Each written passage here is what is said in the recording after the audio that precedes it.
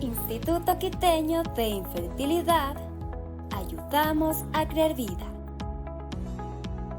Somos especialistas en tratamientos de reproducción humana como fertilización in vitro, FIV-ICSI, inseminación artificial con semen de pareja o de donante, banco de embriones, óvulos y semen, preservación de la fertilidad, congelación de óvulos, espermatozoides y tejido ovárico, preservación de la fertilidad por motivos sociales u oncológicos, DGP, diagnóstico genético preimplantacional, ecografía de alto nivel,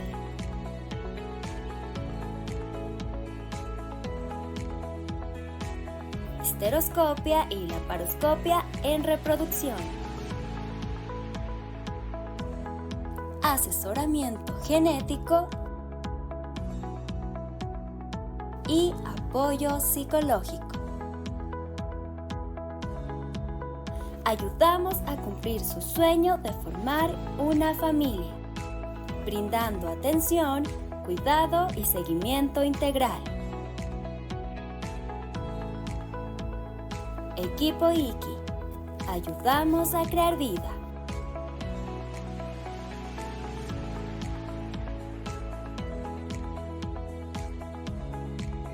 Buenas noches, reciban un cordial saludo a nombre del Instituto Quiteño de Infertilidad. Les expreso una cordialísima bienvenida para participar en la segunda reunión de caso clínico que tenemos y que vamos a iniciarla con la participación de prestigiosos colegas del Ecuador y también un colega argentino que trabaja en el área de andrología. Hoy tenemos la presentación del segundo caso clínico dentro de nuestro programa académico, el mismo que va a versar sobre azospermia, un tema de gran actualidad y que tiene mucha vigencia en nuestro medio.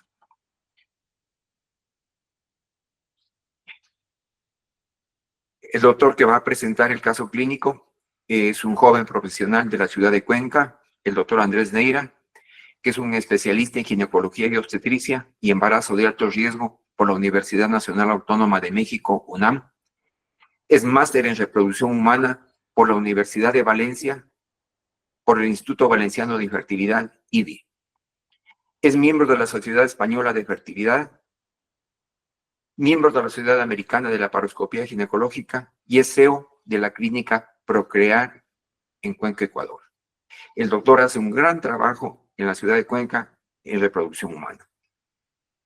Aprovecho también la oportunidad para invitarles desde ya, a fines del próximo mes de septiembre, ya llegará la invitación correspondiente en la cual tendremos la cuarta conferencia ecuatoriana de infertilidad sobre el tema aborto a repetición, aborto recurrente o aborto habitual, que será dada por el doctor José Valverde, que es un prestigioso colega formado en España, en Barcelona, y que realiza su trabajo desde la ciudad de Guaranda, e igualmente nos acompañarán colegas del exterior y también del país. Les dejo con ustedes al doctor Andrés Neira, quien está a cargo de la presentación de este caso clínico y quien va a desarrollar el evento de esta noche. Muchas gracias.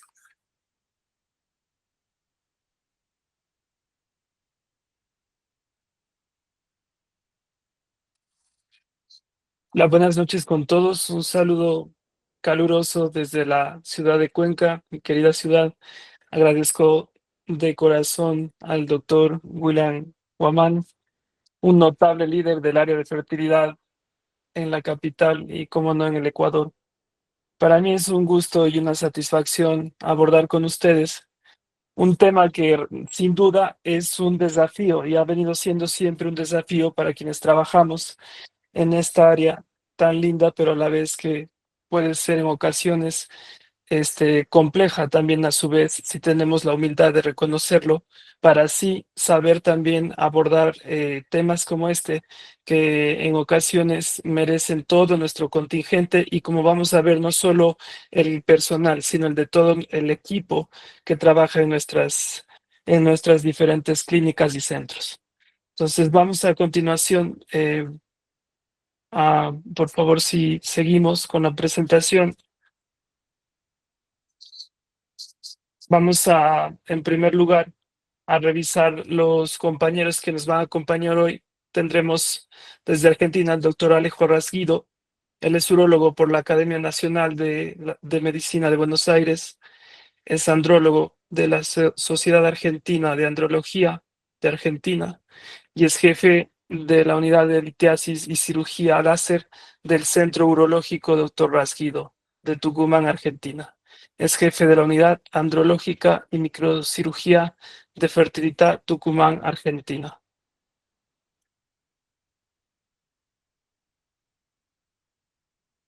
Estará también acompañándonos el doctor Jorge Jaramillo, quien además trabaja con nosotros y es para nosotros un orgullo. Es especialista en urología por el Hospital General de Agudos, el doctor Cosme Argerich de Buenos Aires, Argentina. Es urólogo del Hospital Monte Sinaí y San Juan de Dios, aquí en la ciudad de Cuenca, y es director del servicio de urodinamia aquí en la ciudad de Cuenca, Ecuador. Está también con nosotros la doctora Andrea Andrade, es especialista en ginecología y obstetricia por la Universidad Nacional Autónoma de México. Es especialista en endocrinoginecología y reproducción asistida por la Universidad Nacional Autónoma de México, Ciudad de México, y máster en cirugía de mínima invasión en ginecología por la Universidad Jaume II en Valencia, España. A continuación vamos a iniciar conociendo el caso del cual vamos a conversar. Se trata de un varón de 29 años que acude a nuestra consulta muy preocupado, consultando por infertilidad luego de 2 años. Generalmente este es el caso común que solemos abordar en consulta. Este paciente al cual nos referimos acude con su pareja y refiere que ha sido, en cuanto a antecedentes familiares, adoptado.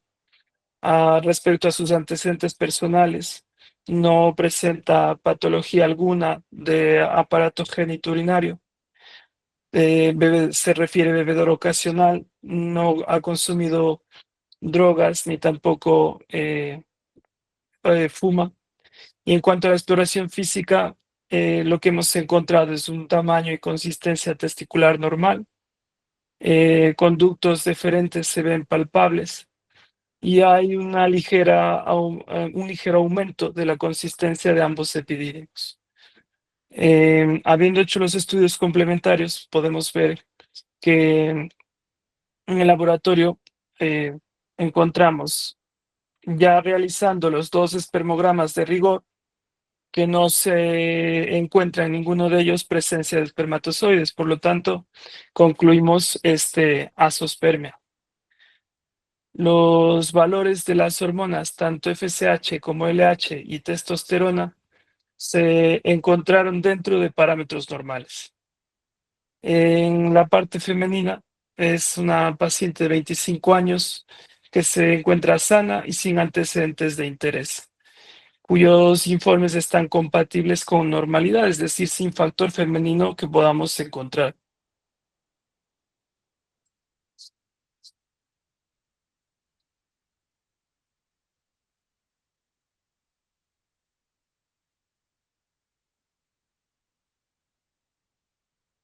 Vamos entonces a llegar hasta ahí con el tema del caso clínico, para posteriormente hacer un análisis una vez que nuestros compañeros nos ahonden un poco en la profundización del tema que estamos conversando hoy.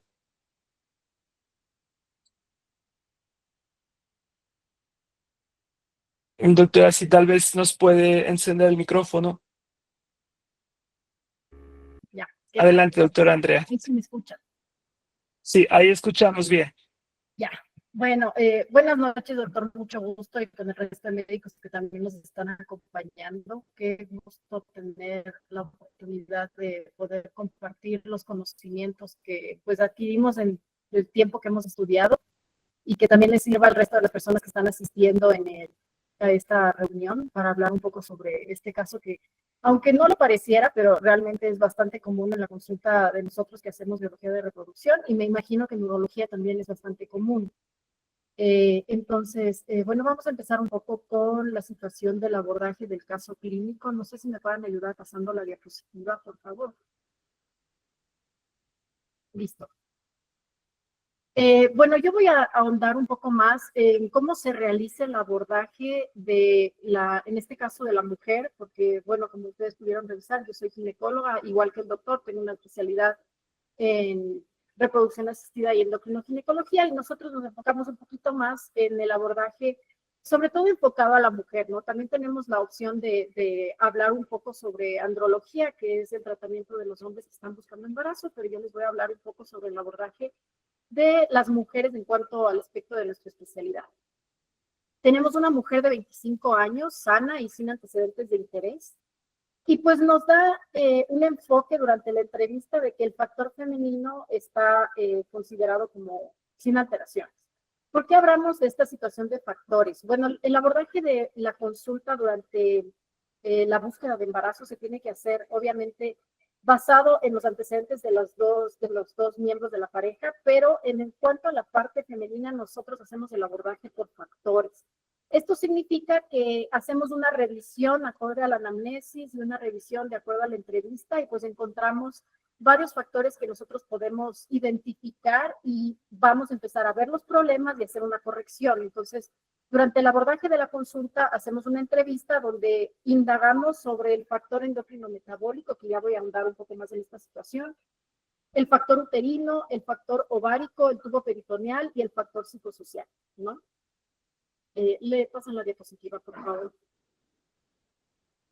Listo. Si hablamos sobre el abordaje de la consulta en la mujer, enfocados obviamente en nuestra especialidad, con búsqueda de embarazo, si nosotros tomamos en consideración el factor endocrino metabólico y al hacer el abordaje en particular en las mujeres, en este caso clínico, si hablamos sobre parte o la situación endocrino metabólica, tenemos que tener la seguridad o la certeza de que hemos investigado, por ejemplo, resistencia a la insulina o diabetes tipo 2.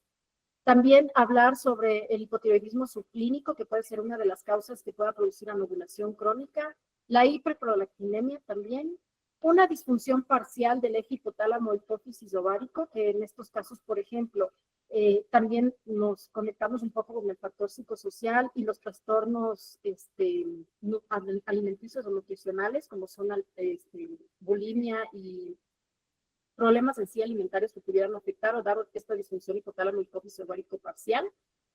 También hablar del síndrome metabólico y la obesidad y, como les decía antes, pues los trastornos alimenticios. Les he puesto un gráfico para recordar sobre todo el eje hipotálamo hipófisis ovárico, que es el que nosotros tenemos que tomar en consideración bastante durante esta entrevista para que recordemos pues lo que tenemos que investigar. Hacemos un abordaje de todo lo que es el estudio de las hormonas, en particular para enfocarnos a estas patologías, y tenemos un abordaje del factor endocrino metabólico. Si hablamos del factor uterino, que es otro bastante importante que tenemos que considerar durante la consulta, pues no voy a prolongar mucho. He puesto yo dos imágenes para que ustedes puedan observar. Nosotros tenemos bastante información con el ultrasonido de tipo basal durante la consulta de forma inicial, haciendo el ultrasonido endovaginal que nos va a permitir ver en qué calidad o en qué condiciones está el útero para ver si tenemos que tratarlo o no. Podemos ayudarnos de la histerosonografía, que lo podemos hacer también en nuestra consulta, y podemos descartar patología uterina que pudiera ser compatible con infertilidad en la parte femenina, como son casos de adenomiosis bastante comunes, pólipos endometriales, miomas intracavitarios e hiperplasia endometrial que pudieran afectar la receptividad uterina, ¿no? Le cambio, por favor, a la diapositiva. Ahora bien, considerando el factor ovárico, que es otro de los importantes que nosotros tenemos que ver en el abordaje de la consulta de búsqueda de embarazo, Siempre es importante hacer el ultrasonido basal para descartar el conteo folicular antral o la reserva ovárica. Entonces tenemos igual una fotografía que añadí a la explicación sobre cómo se ven los ovarios durante el ultrasonido. Idealmente nosotros recomendamos hacer el ultrasonido en días 2 o 3, máximo 4 del ciclo menstrual, donde tenemos previamente, pues, se puede decir como la selección de la corte folicular, que nos va a permitir a nosotros tener una idea más cercana de la capacidad fértil de la paciente. Y la hormona antimuleriana, no sé si de pronto en las preguntas van a tener alguna inquietud sobre esto, porque es bastante debatible la parte de la hormona antimuleriana. Tanto el ultrasonido para conteo folicular antral como la hormona antimuleriana nos ayudan a tener una idea de la reserva ovárica. Patologías que abordamos durante la consulta, obviamente en la entrevista y la anamnesis: ovario poliquístico, endometriosis y la baja reserva ovárica, que tendría que ver directamente con el tipo de tratamiento que sugiramos, ¿no? Considerando el factor tuboperitoneal, el abordaje lo podemos hacer para el estudio de las trompas a través de 2 estudios en particular. El primero, que es el más común, es la histerosalpingografía, que se adjunta a continuación, pues un gráfico de la histerosalpingografía. Es un estudio radiológico donde el médico radiólogo introduce una sonda, contraste radiográfico y toma unas fotografías para que nosotros podamos ver la permeabilidad o el signo de Coté positivo en las 2 trompas. Y otro estudio también alterno que lo podemos hacer nosotros en la consulta es una histerosonografía. No es la ideal, pero nos permite tener un abordaje, se puede decir, indirecto de la permeabilidad tubaria, donde podemos ver de pronto líquido en los fondos de saco o en el fondo de saco vaginal para saber si es que las trompas están o no permeables. ¿Qué es lo que tenemos que considerar en este factor tuboperitoneal? Pues bueno, en primer lugar, hidrosalpings. Generalmente la mayoría de pacientes que tienen hidrosalpings que vienen por infertilidad lo tiene secundario endometriosis severa, que puede producir una inflamación de las salpinges a nivel distal. El hidrosalpinx por enfermedades de transmisión sexual, que tenemos a la cabeza el micoplasma, el ureaplasma y la clamidia como agentes causales de una salpingitis o de un hidrosalpinx que puede producir, pues, disfunción de las trompas. Y el caso más común, que es la ligadura de trompas bilateral, ¿no? La oclusión tubárica bilateral o la ligadura definitiva de las trompas, que yo pensaría que aproximadamente puede constituir hasta el 30% de las consultas de búsqueda de embarazo y que pues obviamente es secundaria al deseo de paridad satisfecha que ya tenía la paciente y luego generalmente consiguen otra pareja y quieren volverse a embarazar. Le podemos cambiar a la diapositiva, por favor. Ya para terminar, en esta situación del abordaje de la consulta en la mujer, el factor psicosocial. Es importante que las parejas que están buscando embarazo, y mientras nosotros hacemos la entrevista, descartar que no haya, bueno, podemos hablar igual de una disfunción hipofisaria parcial, secundaria pues al estrés y las presiones que tienen las parejas de que, bueno, te casaste y quieres tener hijos, o por qué no tienen hijos si ya están casados, ya van cuánto tiempo de casados y no han tenido hijos, perdón. Entonces sí es necesario hacer el abordaje, por lo menos psicológico, para que ayude un poco a que la pareja se oriente un poco mejor en cuanto a lo que tienen que enfrentar para que se puedan embarazar. Y también en casos que son un poco más complejos, sabemos todos los profesionales que generalmente nos dedicamos a la reproducción asistida que la mayoría de pacientes ya vienen con nosotros tratados de ginecólogos generales, que no han tenido un abordaje ideal y de pronto les han dado tratamientos de baja complejidad por meses, o sea, años. Yo he tenido pacientes que les han hecho tratamientos sencillos de hasta 14 meses y pues ya vienen bastante cansados y bastante agotados emocionalmente y necesitan una valoración por el psicólogo, inclusive el psiquiatra, para que nos ayude un poco a profundizar la parte que se podría decir de emocional de la búsqueda de embarazo. Eso, doctor, respecto al caso clínico.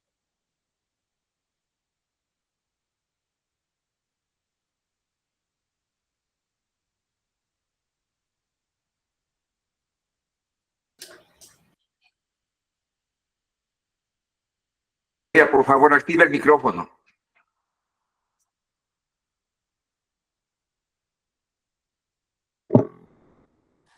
Ups, lo siento. Lo había desconectado para no importunar a la doctora. Decía que muchas gracias a la doctora Andrea. Qué excelente exposición. Vamos a continuar con nuestros compañeros. Si no me equivoco, nos corresponde. Tenía un problema para llegar el doctor Rasguidos. ¿Ya estará listo? Va a continuar. Hola, buenas noches, perdón la demora. Sí, Bien. eso, ya, muy bien.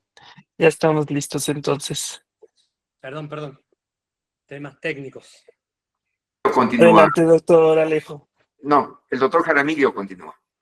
Ah, ok, vale. Entonces, vamos a continuación con el doctor Jorge Jaramillo, quien nos va a conversar acerca de la clasificación y ahondar un poco en el tema de la azoospermia.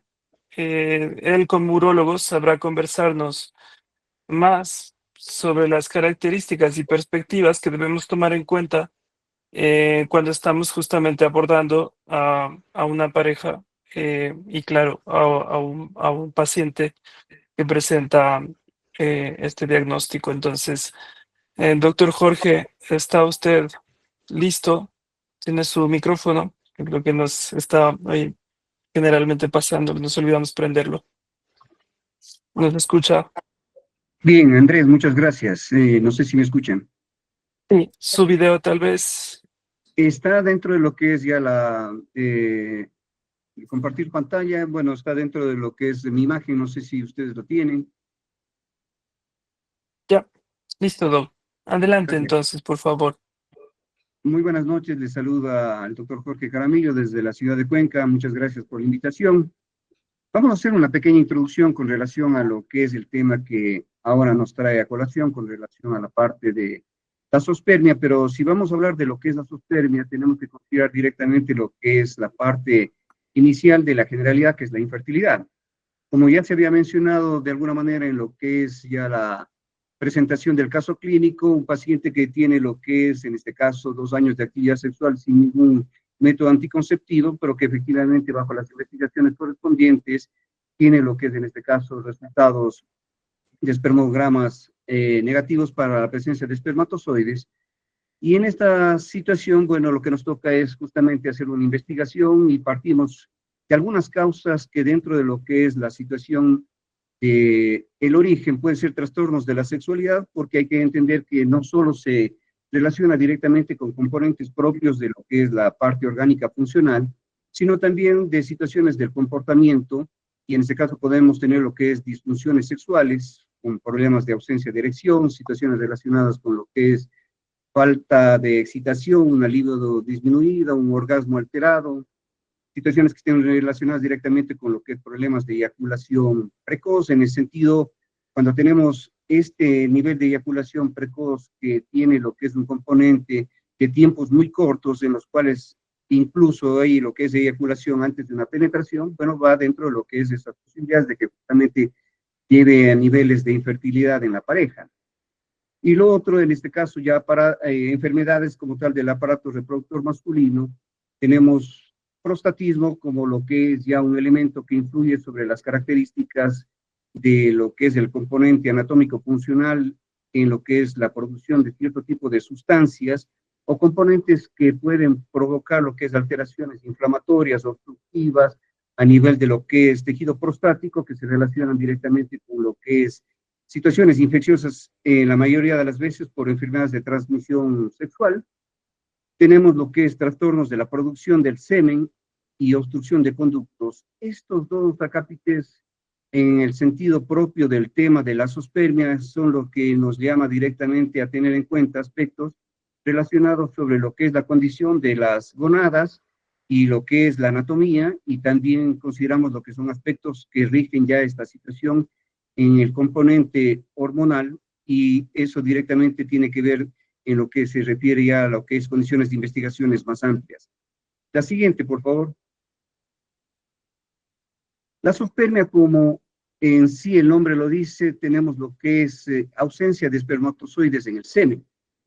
Y para hacer lo que es un pequeño resumen de lo que es la parte propia de lo que es el origen de este tipo de trastorno, tenemos que clasificarlas en una no obstructiva o secretora, y en este caso tenemos componentes que están relacionados a lo que es elementos de localización. Estamos hablando en este caso de afectaciones a nivel del eje hipotálamo hipoficiario, y consideramos en este caso ya que incluye dentro de lo que es un abordaje investigación sobre esa posibilidad de alteraciones a nivel de lo que es la parte cerebral y por eso la denominamos pretesticular.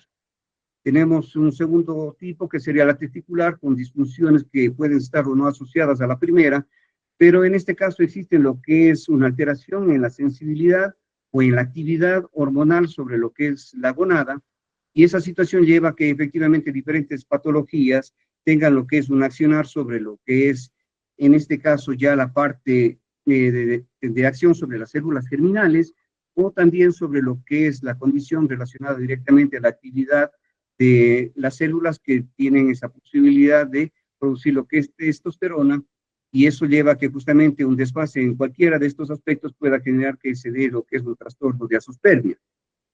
Y la última, en este caso, tendríamos lo que es la azospermia de tipo obstructiva, excretora, posttesticular, que se relaciona directamente con lo que es la ubicación anatómica desde lo que es el epidídimo hacia la parte correspondiente del componente de la vía seminal hacia el interior de la pelvis, que está relacionado directamente con lo que es, en este caso, glándulas, como la próstata, como lo que es también componentes propios de las vesículas seminales y propiamente del epidídimo. Entonces, bajo esas condiciones, tendríamos que hacer enfoques diferentes, tanto en lo que es el aspecto del diagnóstico, como también en lo que es la terapia que se pueden aplicar en cualquiera de ellas.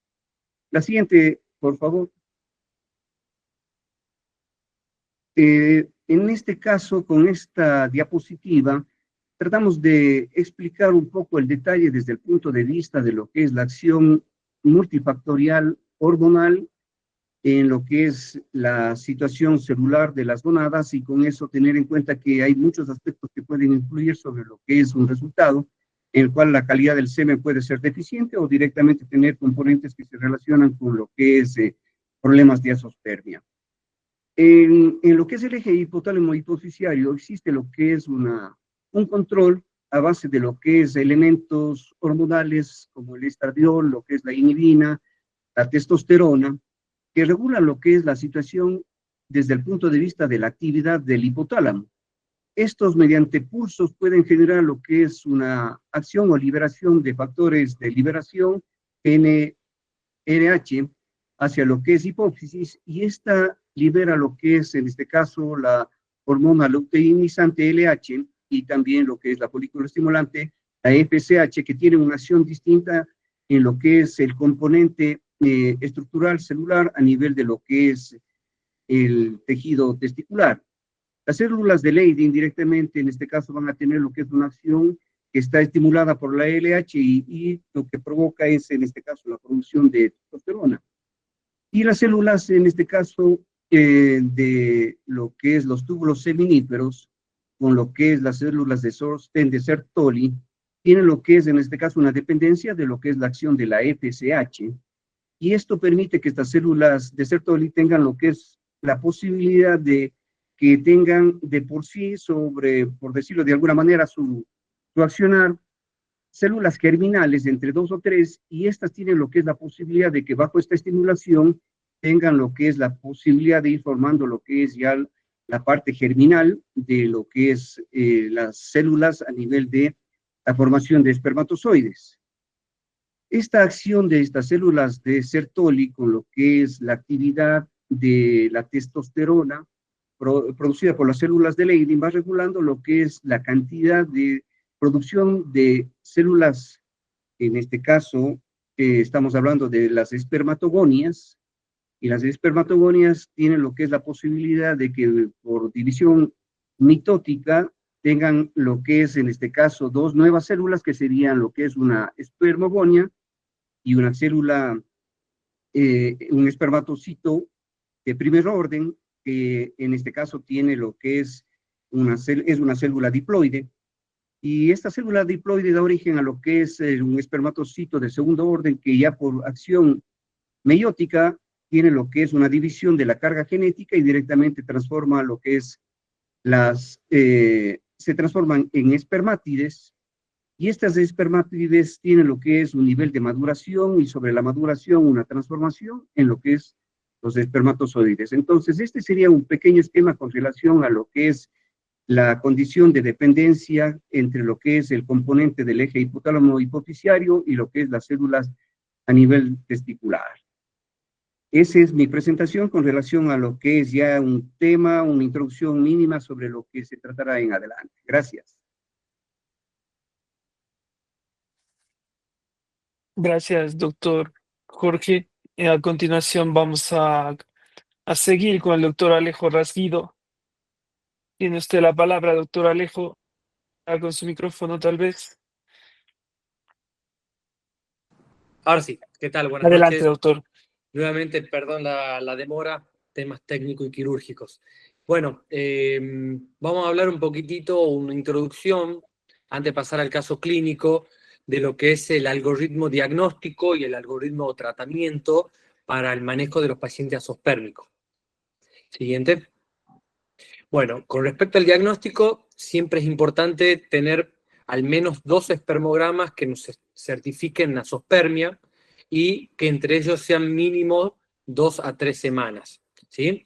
Es muy importante la historia clínica, realizar una muy buena anamnesis, antecedentes familiares principalmente, antecedentes quirúrgicos, de infecciones como una orquitis gurliana, que también pueden afectar a nivel testicular.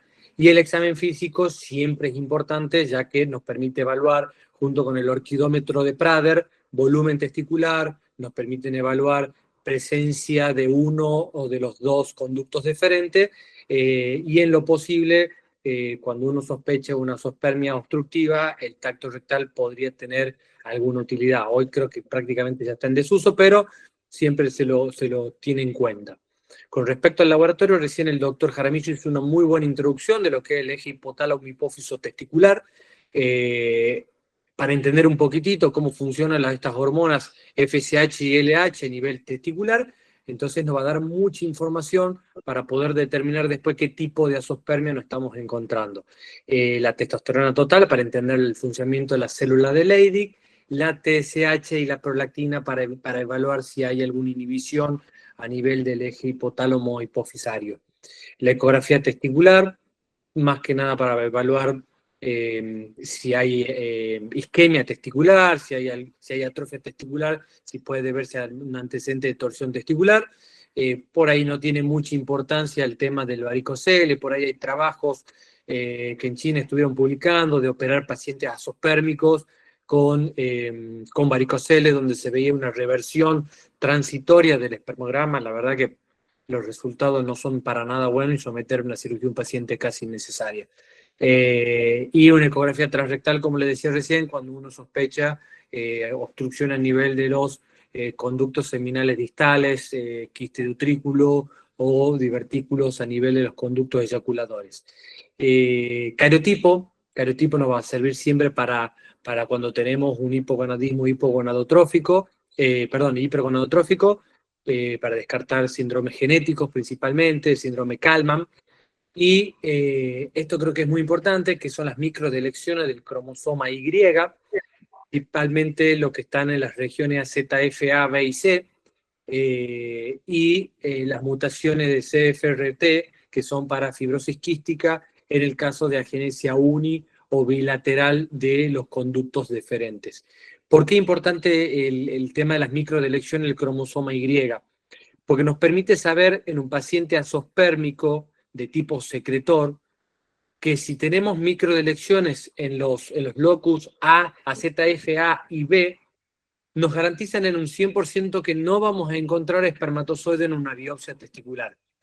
A diferencia que si tenemos una microdelección en la ZFC, y tenemos un 50% de probabilidades de encontrar espermatozoide. Entonces, por eso es muy importante en la azospermia secretora tener este diagnóstico, porque nos permite evitar justamente una biopsia innecesaria.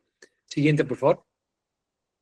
Y con respecto al tratamiento, como decíamos, tenemos una azospermia secretora, como explicaba el doctor Jaramillo, y una obstructiva. Dentro de la secretora es importante saber, de acuerdo al hormonograma, una hipogonadismo, hipogonadotrófica, en la que vamos a hacer estimulación a nivel del eje hipotálamo hipófiso con la gonadotrofina coriónica humana, con FSH recombinante. Vamos viendo a medida de que cómo va respondiendo el paciente a estas estimulaciones hormonales.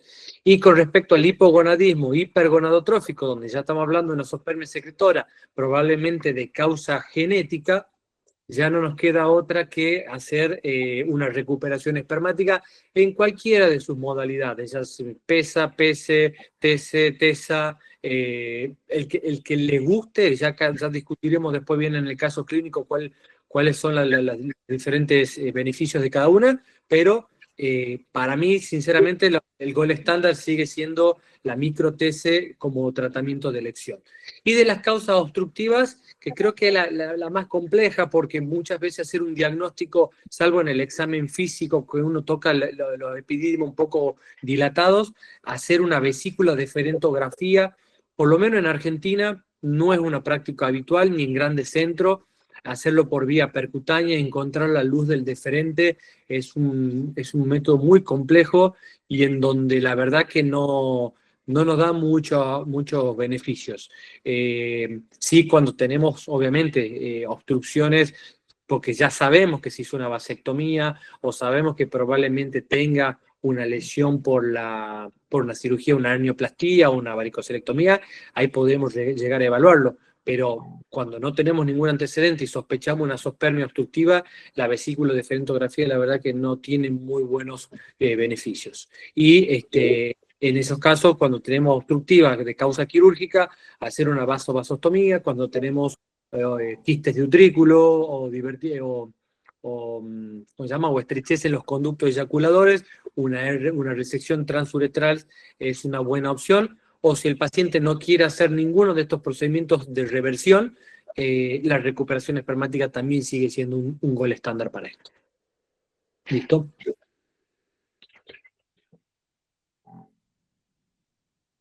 Ya estamos. Muy bien, muchas gracias, doctor. A continuación vamos a hacer un pequeño análisis a manera de preguntas que podemos ir respondiendo todos concomitantemente. Si alguien quiere comentar, puede interrumpir libremente. Y entonces creo que voy a dar lectura a las preguntas que están planteadas. Y son libres de comentar, compañeros, ¿eh? Entonces, la primera dice, ¿en qué consiste la zoospermia? Bueno, yo creo que hemos ido comentando a lo largo de todo lo que hemos intervenido, tanto como definición como también diagnóstica, ¿no? Sobre todo ahora usted, doctor, Alejo nos ha dicho claramente, ¿no? La definición. ¿Qué frecuencia tiene la infertilidad debida a esta patología? En población general se habla del 1%, ¿no? Ahora, en casos de infertilidad como causa directa se habla del 10 al 15%. ¿Estoy correcto, doctor Alejo? ¿Sí? Así es, coincido. Vale. A la siguiente dice, ¿por dónde empezaríamos el estudio de la zoospermia en este paciente? Bueno, yo creo que si tenemos ya el análisis básico, que son los laboratoriales, el espermograma, bueno, la parte que hemos visto que son también necesaria o de cajón, que es el cariotipo, las microdelecciones que hemos conversado, hasta ahí, hacia adelante, no sé qué, luego de eso, ¿cuál sería el norte? No sé si ahí, doctor Jaramillo, doctor Alejo, nos quieren dar luces de luego qué viene, ¿no? ¿Hacia dónde iríamos? Sí, yo creo como para generar una discusión, perdón, no sé si lo hablaron antes que yo me conecte, el tema de la alfa-glicosilasa, sospechando siempre en una zoospermia obstructiva, digamos. ¿Qué utilidad tiene hoy el uso de la alfa-glicosilasa? La verdad que en la práctica habitual es muy baja, por lo menos en el centro de medicina reproductiva donde yo trabajo junto con el doctor Cristian Álvarez Sedó, que creo que es un tipo muy reconocido, mucha experiencia, justamente hoy lo hablábamos con él, y la verdad que no tiene mucha utilidad, salvo cuando sospechemos una obstrucción a nivel de de los conductos deferentes. Ya cuando sospechamos una obstrucción más distal es medio complejo. Entonces, la verdad que no le veo mucha utilidad en eso, pero como para plantear en este caso clínico qué más podríamos pedir, me parece que eso podría ser una discusión.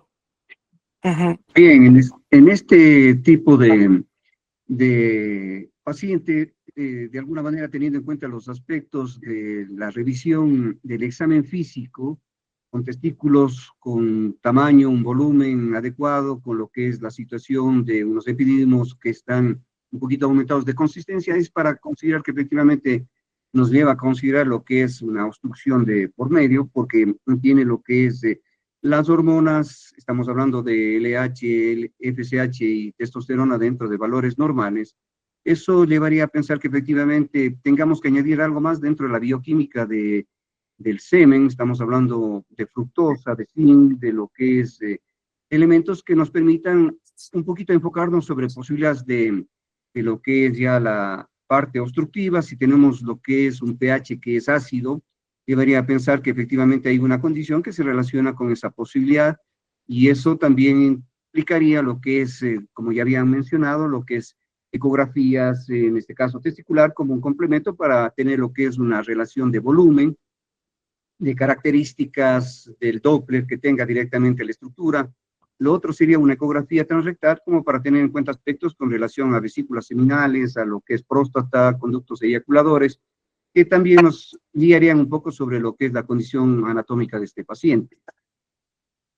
Justo iba a preguntar eso, ¿qué relevancia le darían al ultrasonido como peso diagnóstico diferencial en este paciente, sobre todo enfocado al caso clínico que tenemos?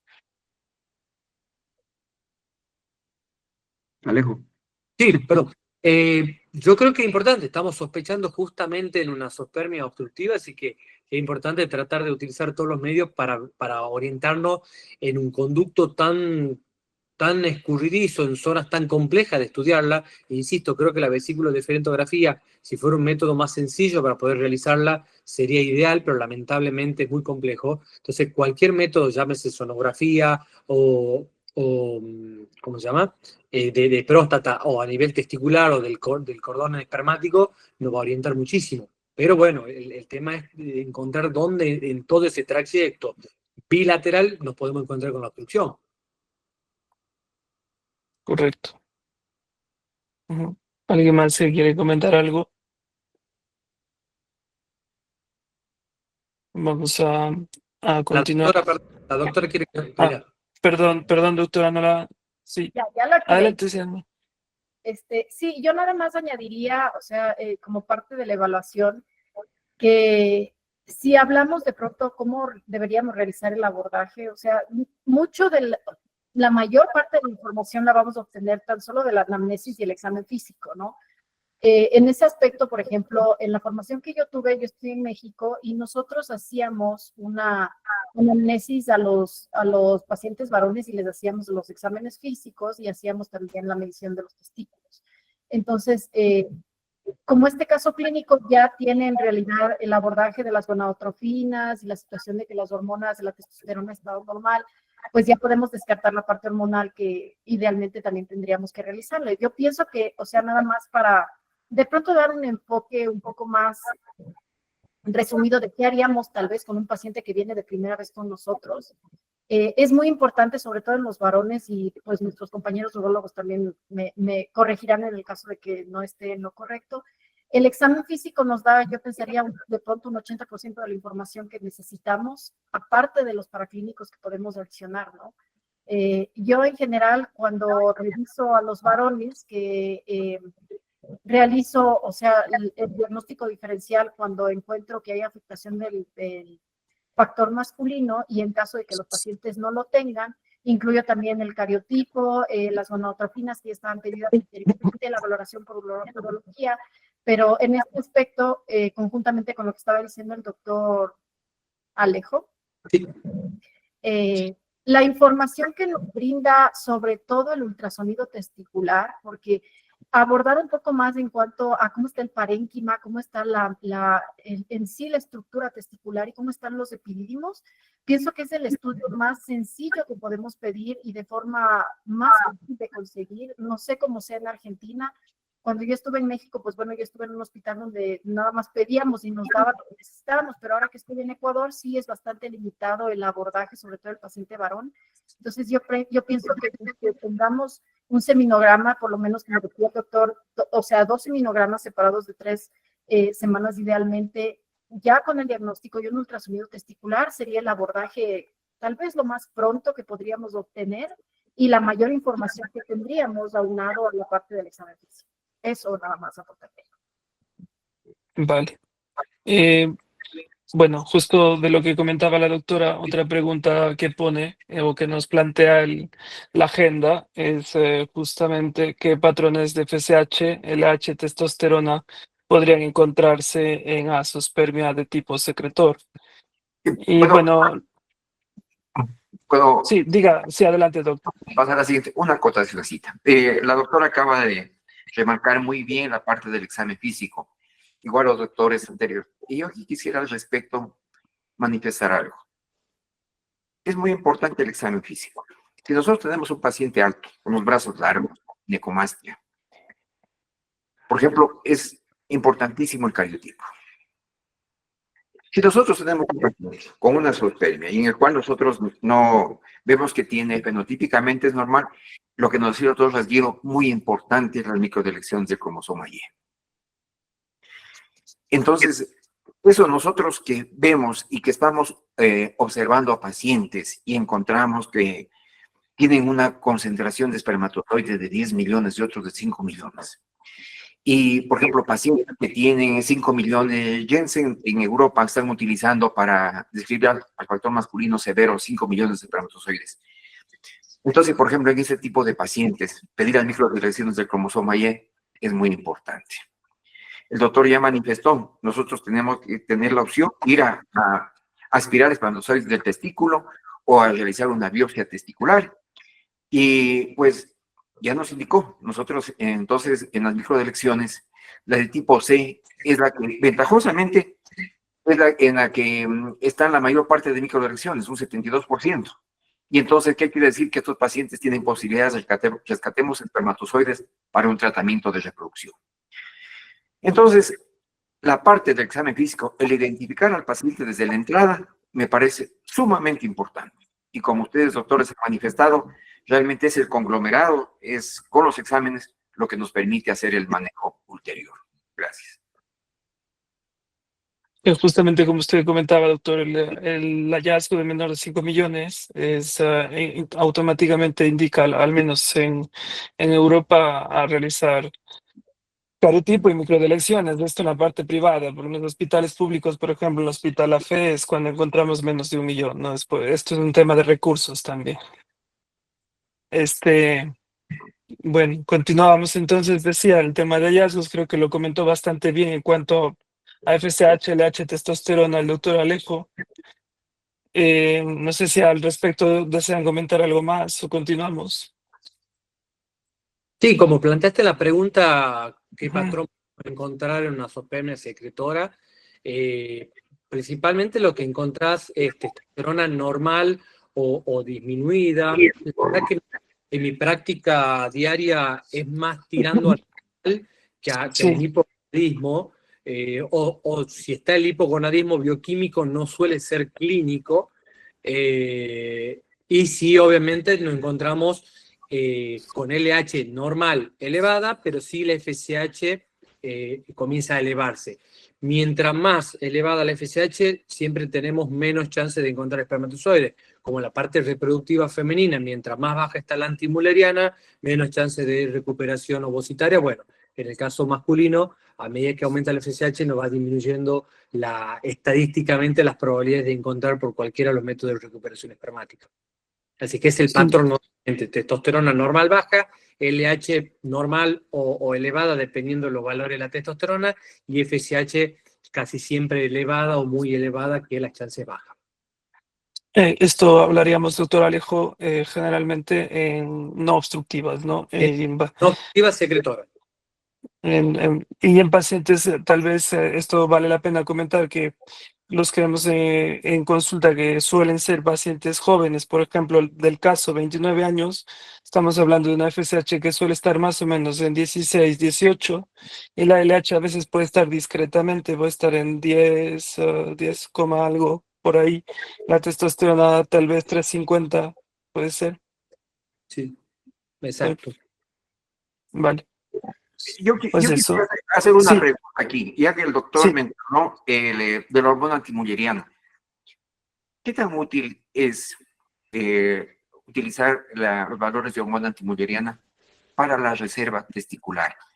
Bueno, lo que está muy popularizado, lo que nosotros usamos en la mujer, ¿no? Entonces, esto diariamente lo utilizamos. Pero la hormona antimulleriana como reserva testicular, ¿qué opinión tienen los colegas? La verdad que junto con la inhibina, que también en su momento, la inhibina B, que en su momento surgió como marcador de reserva, en la práctica la verdad que es muy baja la sensibilidad que tiene esta hormona para determinar reserva, no es buena, y creo que el FSH, el marcador de excelencia para los valores, para la azoospermia secretora. La verdad que se intentó hacer muchísimos trabajos, hay muchas publicaciones, y en ninguna pudieron determinar que sea un marcador de elección para el seguimiento de las azoospermias secretoras. Doctor Jaramillo, no sé qué opinión tiene. Bien, bueno, con relación directamente a lo que es el seguimiento de lo que es la parte del manejo del paciente con lo que es el seguimiento hormonal como tal, la FSH ha dado lo que es en este caso elementos de más fiabilidad, digamos, con relación a lo que es llegar a la conclusión de que bajo estas condiciones tenga lo que es ya directamente un problema de una azoospermia secretora. Bien. Cuando nos encontramos con una agenesia de conductos deferentes, ¿cómo debemos actuar? ¿Cuál sería el manejo, no? Sí, primero obviamente tratar de determinar si la agenesia es uni o bilateral. Es muy importante iniciar, primero obviamente pedir la secuenciación con los paneles los máximos posibles. La secuenciación amplia normalmente nos cubre un 95-98% de la secuenciación del gen CFRT, y obviamente hacer el tema de la consejería genética. Obviamente la parte reproductiva femenina también hacer todo el protocolo que normalmente utilizan, pero creo que eso es fundamental, hacer la secuenciación, porque es el que nos va a determinar si va a ser viable o no poder utilizar los espermatozoides, digamos, más que nada por asesoramiento de la genetista.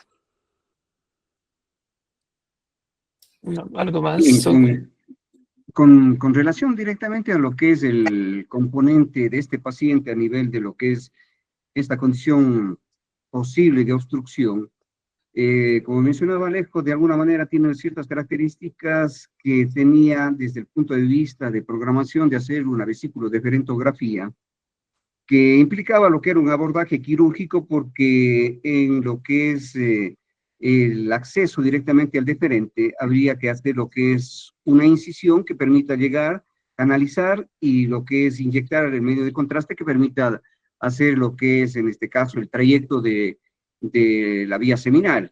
Sin embargo, por cuestiones, entendería que técnicas económicas, lo uno, lo otro sería una cuestión relacionada que se hacía o se proponía ese tipo de investigaciones hasta que llegó la fecundación in vitro. Y bajo estas condiciones, de alguna manera, se fue relegando este tipo de valoraciones que en su momento se consideraban como elementos diagnósticos que tenían esa probabilidad de llegar a una conclusión, pero que tampoco daba lo que es un beneficio en el sentido de tener lo que es una obstrucción, porque podría ser una obstrucción distal o proximal, y eso técnicamente desde el punto de vista de reconstrucción implicaba una serie de condiciones más complejas. Entonces, bajo esa situación, lo que se consideró es que efectivamente los infertólogos, ya en este caso, tenían esa posibilidad de tener lo que es alternativas como el PIB, y bajo esa condición tenían también lo que es ya una situación en la cual la parte andrológica en ese sentido de investigación fue quedando un poquito hacia atrás, ¿no? ¿Cuál es? Perdón, doctora. Sí, adelante, doctor. La otra pregunta al doctor Alejo, que tal vez sea por el término de esto de secuenciación, si de pronto es a lo que se refiere a los microarrays. Sí. Sí, ya. Y respecto a esa situación en particular, o sea, bueno, en lo que dice el doctor, que también estoy completamente de acuerdo, obviamente hacer el estudio de microarrays en el hombre y también investigar si la mujer es portadora o no, ¿no? Más me encamino en la parte de mi conocimiento respecto a la andrología, pero en el caso de que tengamos pues agenesia bilateral de los conductos deferentes, pensamos en una fibrosis quística y tendríamos que pedir microarrays. Y también de lo que dijo el doctor Jorge, que la parte práctica de la práctica clínica que nosotros hacemos es súper importante. O sea, yo en particular he tocado con pacientes, no lo he visto aquí, cuando estaba trabajando en México sí lo vi, de agenesia bilateral de conductos deferentes, que para nosotros, casi con mi maestra, que fue la andróloga que nos dio la formación de andrología durante la especialidad, ella nos comentaba, obviamente, agenesia bilateral de conductos deferentes, pensar en fibrosis quística, ¿no? Y nosotros nos encaminábamos en los microarrays, pero no solo es la situación, bueno, de pronto tal vez lo queremos investigar porque sí, o sea, tengo que llegar al fondo de la enfermedad y todo, pero ¿qué tan sencillo puede ser la posibilidad de hacer un microarray? Aparte, como decía también el doctor, la parte económica cuenta mucho, ¿no? Entonces, de pronto, bueno, hago un microarray y veo que la paciente es portadora y el hombre también lo tiene, y resulta que, o sea, tienen la posibilidad de que el bebé tenga una fibrosis quística.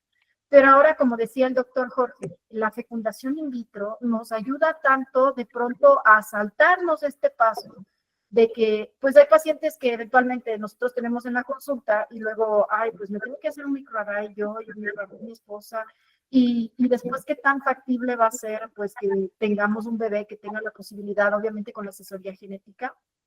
Yo en particular quisiera contar, tuve 2 casos de fibrosis quística que manejé en una clínica que trabajé en la Ciudad de México. El primer caso, pues, era un caso, se podría considerar bastante particular, porque pues el señor tenía fibrosis quística y su esposa era portadora de fibrosis quística. Entonces estamos hablando de una posibilidad de transmisión de más del 50% de los bebés. Y a pesar de que recibieron su asesoría genética con el médico genetista que teníamos en la clínica, pues ellos decidieron tener sus bebés de sus propios gametos. Entonces, ¿qué fue lo que hicimos? Nosotros hicimos una biopsia del testículo y sacamos a través de punción de epidídimo.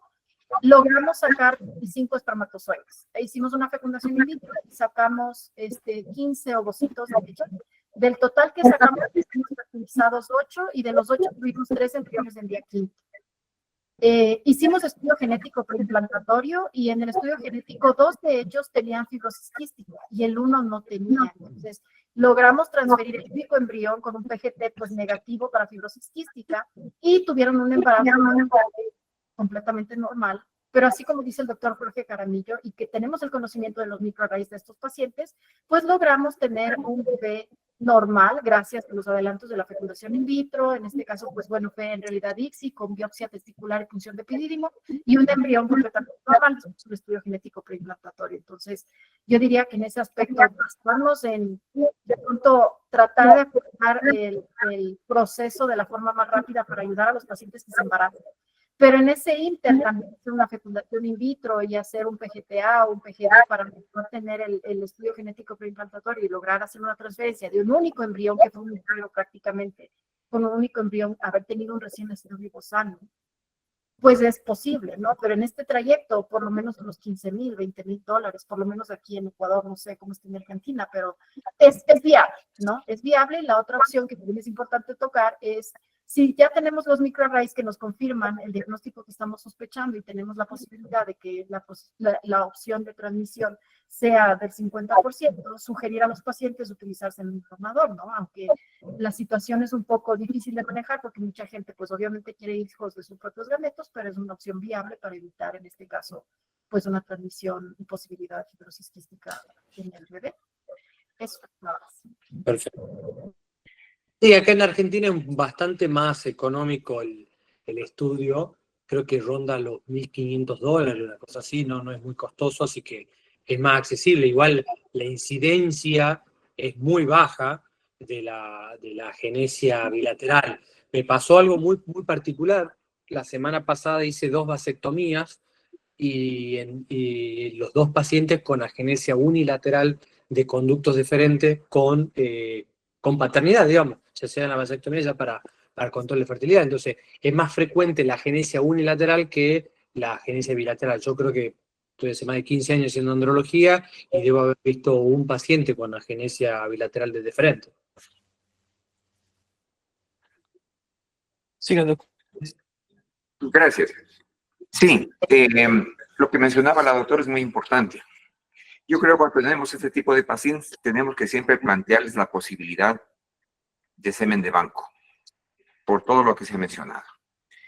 E incluso, pues, el realizar un estudio previo a nivel testicular con cualquiera de las técnicas, congelar esa muestra, congelar el semen, congelar el tejido testicular, y siempre estar listos, porque puede ser que no están de acuerdo y vamos a quirófano, vamos a la aspiración folicular, pues nos va a tocar congelar los óvulos.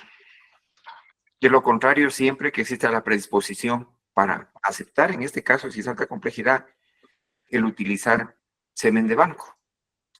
Hay una pregunta, no sé, doctor Neira, si vio usted de alguien que dice, un paciente con azoospermia sería un portador genético recesivo desde el punto de vista genético. Está haciendo esta pregunta, no sé, doctor Neira. Está en el chat, tal vez. Sí, sí. No la he visto. Ya. Desde YouTube está, perdón. Bueno, la pregunta es esta. ¿Un paciente varón con azoospermia sería un portador genético recesivo desde el punto de vista genético? Esa pregunta nos hacen.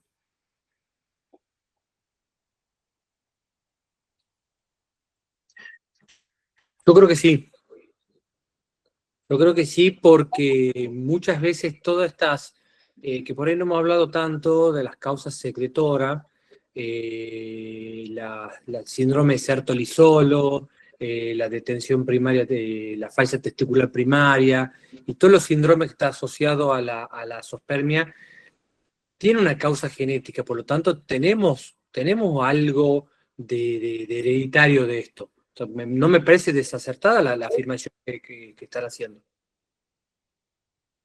Bien, también lo que es que hay que considerar que las patologías, igual el síndrome de Klinefelter, lo que es el Sertoli, tienen lo que es un componente de ser recesivos, autosómicos recesivos, y que efectivamente bajo esa condición tiene un componente genético y efectivamente con relación a la pareja tiene lo que es la necesidad de los alelos como para que justamente pueda transmitirse a la descendencia. Entonces es completamente genético, pues no consideraría que tiene esa consideración. Ok, doctor, me indican, doctor William, de logística, si por favor al finalizar las preguntas de parte del público empiezan a levantar la mano para abrir paso a las preguntas del público. Está bien, doctor. Gracias. Estamos ya por finalizar las nuestras. Nos falta nada más una que es interesante sobre el cáncer. ¿Qué peculiaridades plantea la azoospermia post-quimioterapia en pacientes tratados por CA testicular? Doctores urólogos, tal vez si nos pueden ayudar a comentar esto. A mí me parece interesante porque es frecuente, no sé si mis colegas Andrea y William, yo creo que sí, los vemos todo el tiempo, ¿no? El doctor, los doctores urólogos nos podrán comentar al respecto. Bien, con relación a lo que es el cáncer de testículo que tenga esa necesidad de llegar a lo que es quimio, radioterapia, sola o combinada, tiene lo que es un componente de acción a nivel de lo que es el epitelio germinativo, pero también tiene lo que es una acción sobre lo que es la condición de maduración de las espermátides. Entonces, al tener lo que es variabilidad en ese sentido, tiene lo que es una posibilidad de que sea una azoospermia total o eventualmente en el tiempo sea reversible. Pero eso en el sentido de lo que es un seguimiento se considera entre 1 a 2 años después de la última sesión de quimio, de radio o combinada, que tenga la probabilidad de que uno pueda comprobar ese tipo de resultados si efectivamente llegó en algún momento a ser reversible. Entonces, situaciones como de uso de ifosfamida, cisplatino, que tienen mayor efecto sobre lo que es la parte germinal, es para pensar que efectivamente pueda llevar a lo que es una zoospermia que sea irreversible. Sí, sí, coincido y creo que hay un punto más importante también para tenerlo en cuenta. Hoy más que nada el manejo de los oncólogos en estos tratamientos ayudantes al cáncer testicular, que es que muchas veces por ciertas condiciones de la anatomía patológica, llámese invasión de red de Testi o por antecedentes familiares oncológicos, hacen estos pequeños BOS de baja dosis de quimio, única dosis. Entonces, hay que tener en cuenta también, como decía el doctor, el tiempo para poder utilizar y la detención espermática, pero la fragmentación del ADN, el daño que genera a nivel de la membrana espermática y de los leaks, de las fisuras que se generan a nivel de la cadena del ADN, de los puentes, es importante tenerlo en cuenta porque vamos a tener probablemente a 3 años, cuando hagamos un espermograma, en el mejor de los casos, que no tengamos una detención de la espermatogénesis, probablemente espermatozoides con fragmentación elevada, con un test de túnel por encima de 14-20%, y que tiene una implicancia a nivel del tema reproductivo, llámese por tratamientos de baja complejidad o si vamos a un ICSI con la necesidad de utilizar métodos de gradiente, principalmente las columnas de Nexina. Entonces, como dice el doctor, hay que tenerlo en cuenta en cuanto a la detención, pero si no también en cuanto al daño ADN espermático. Muy bien, para terminar, Yo quiero sí, comentar algo nada más. sí, adelante, doctora Andrea y doctor William, ambos desean comentar. Bueno, que yo alcancé a revisar sobre un artículo que encontré de una revista Urología de México, que igual como dice el doctor Jorge y el doctor Alejo, la zoospermia puede ser reversible e irreversible dependiendo de la dosis que reciba pues en este caso de radiación o de quimioterapia que se indique de acuerdo al cáncer, ¿no? También la posibilidad de recuperación, no completamente, pero sí hasta un 80% de movilidad, la parte genética y la morfología espermática se puede alcanzar hasta después de 5 años de haber recibido la dosis de radiación, ¿no? Hay pacientes que reciben dosis bajas de entre 0.5 a 1 GY de dosis de radiación, que pueden tener una recuperación de hasta el 80% de la movilidad de la morfología de los espermatozoides dentro de los primeros 2 años, como pacientes que de pronto reciben dosis de entre 18 a 20 GY de tratamiento y puede ser irreversible completamente la zoospermia por el daño de las células receptores, ¿no? Pero aparte de esto también es la situación en cuanto a el proceso de recuperación, y eso hablo más en cuanto al conocimiento de mi especialidad. No tanto es que recuperemos la motilidad y la morfología, sino que uno de los principales inconvenientes que tenemos es la fragmentación espermática. O sea, inclusive al momento en el que nosotros tomamos la decisión de hacer una FIV y tenemos de repente los ovocitos que necesitamos y tenemos el esperma móvil y la morfología y la anatomía perfecta, y hacemos ICSI, no tenemos embriones fecundados, o de pronto tenemos fecundados pero que no llegan ni a día 3, y eventualmente pedimos una fragmentación y la fragmentación no es la ideal, aunque el test de fragmentación espermática no va a determinar el pronóstico de una FIV. Pero si tenemos un resultado con una FIV fallida o varios procesos de FIV fallidas y tenemos un paciente que tuvo un antecedente de un cáncer testicular y está dentro de este rango que estamos hablando del proceso de recuperación, pero la fragmentación espermática está bastante afectada, pues ahí es donde tenemos que ver la parte práctica igual, ¿no? Como decía el doctor William, bueno, ¿qué tan efectivo será meterlo a 3, 4 FIVs con la misma calidad del esperma y tener el mismo resultado que optar por una opción de semen de donador? O sea, yo en particular, por ejemplo, en casos como lo que estábamos comentando de pronto de fibrosis quística o casos de cáncer que no están dentro del periodo que esperamos que recupere porque tenemos problemas de motilidad, anatomía espermática, siempre les recomiendo a los pacientes y les hablo sobre la opción de semen donador y prefiero entrar al ciclo con la opción de, bueno, vamos a intentar hacerlo con tus propios gametos, pero tenemos un backup que sería un semen de donador en caso de que podríamos ocuparlo, más por la situación de la fragilidad que tenemos de los ovocitos después de obtenerlos a través de CRIF. Eso, nada más. Muy gracias. Perdón, doctor Neira. Sí, Sí, doctor. un aspecto importantísimo en esto que viene a colación es el que siempre debemos trabajar con los colegas oncólogos, con los colegas urólogos, porque normalmente nos llegan los pacientes el día viernes a congelar el semen y el día lunes van a empezar la quimioterapia. Entonces, eso se ve bastante y eso es generalizado en el mundo. O ya empezaron, tuvieron 1 o 2 sesiones de quimioterapia y de allí vienen para congelar el semen.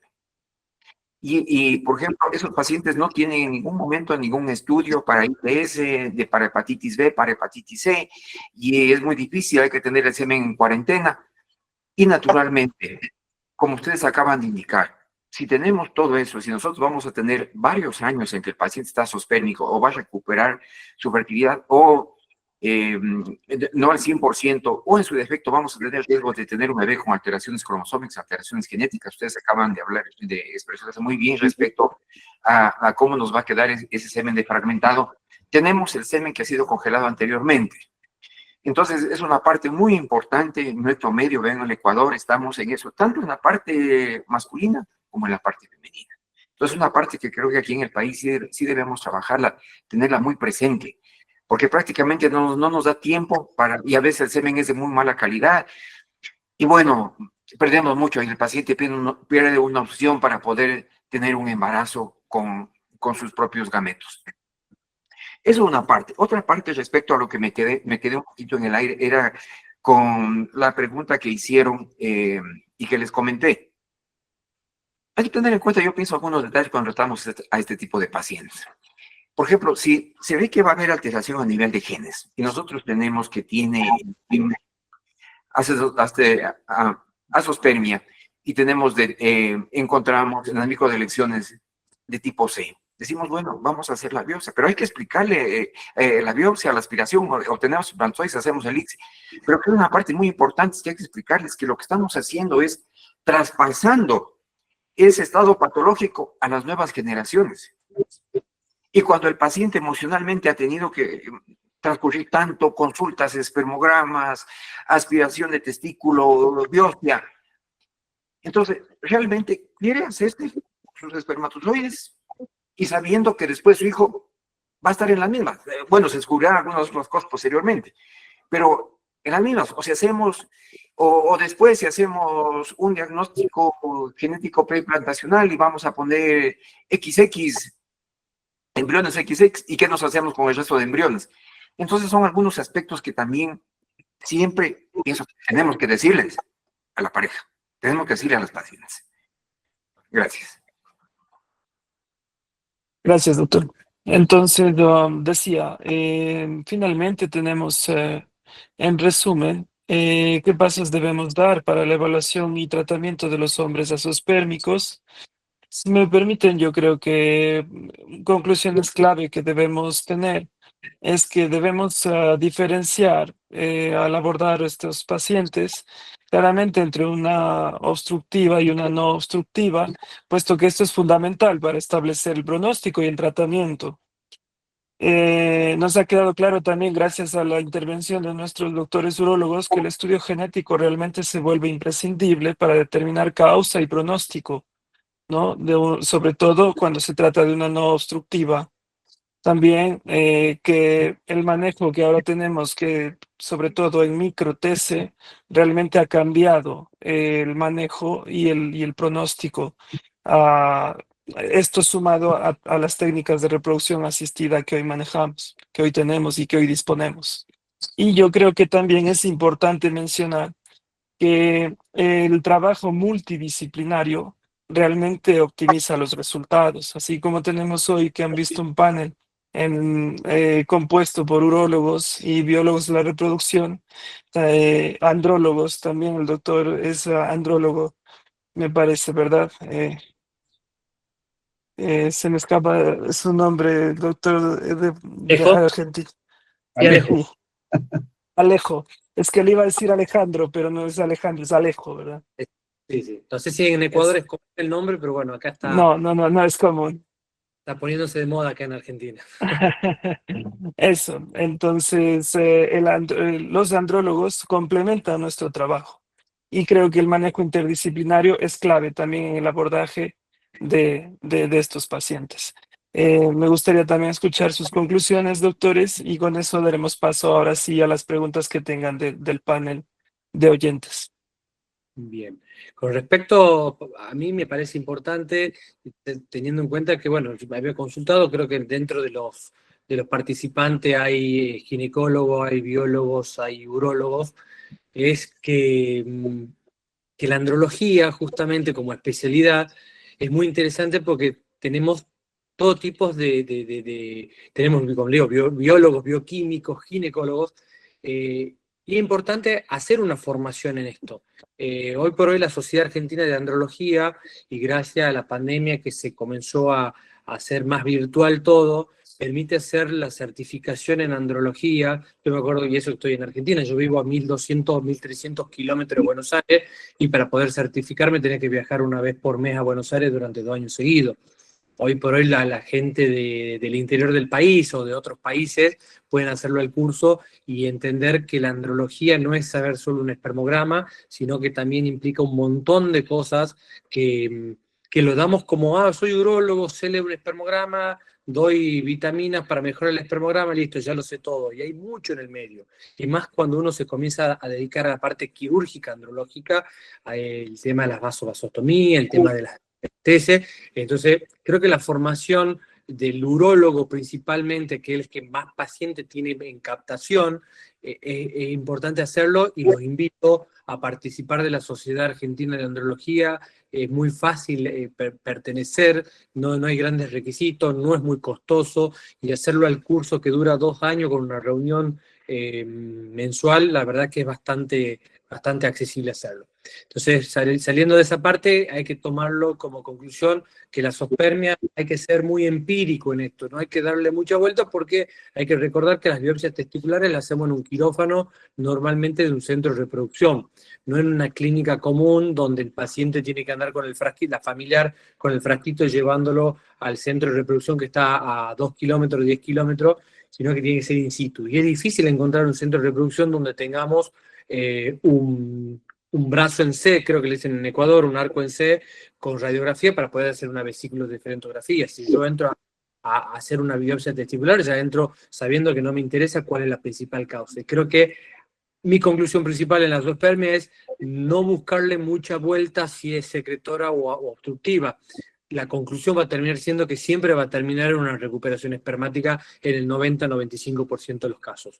Es muy atípico la obstrucción a nivel distal de las vías seminales, demasiado atípico, y nos vamos a dar cuenta en el volumen seminal normalmente. Entonces hay que ser más práctico y como conclusión, que bueno, lo nombré a nivel del tratamiento, para mí principalmente creo que el gol estándar siempre va a terminar siendo la microtese porque nos permite, a diferencia comparando con los defensores de la punción epididimaria, que vamos a tener, si bien espermogramas en algunos, espermatozoides en algunos casos inmaduros, pero vamos a tener con el menor daño espermático posible, la menor fragmentación.